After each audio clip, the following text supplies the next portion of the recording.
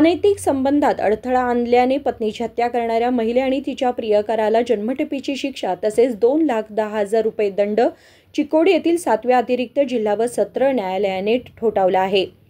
दोषी असलेल्यांची नावे श्रीमती सुरेश करिगार आणि रामप्पा उर्फ रमेश केंचप्पा बस्तवाड, दोघेही राहणार बेल्लद बागेवाडी, तालुका हुक्केरी असे आहे। चिकोडी येथील 7व्या अतिरिक्त जिल्हा व सत्र न्यायालयाचे न्यायाधीश तारकेश्वर गौड पाटील यांनी ही शिक्षा सुनावली।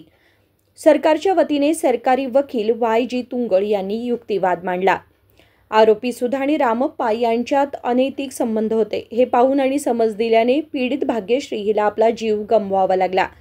तिने आपले पती चन्नप्पा करिगार याला याबाबत सांगितले आणि सुधाला समजही दिली। त्यामुळे चिडून सुधाने भाग्यश्रीची हत्या करण्याचा कट रचला। रामप्पाच्या सल्ल्यानुसार 9 डिसेंबर 2019 रोजी भाग्यश्री घरी एकटी झोपलेली असताना सुधा आणि रामप्पाने तिचा गळा दाबून हत्या केली आणि पुरावे नष्ट करण्यासाठी तिच्या अंगावर रॉकेल ओतून जाळून टाकले।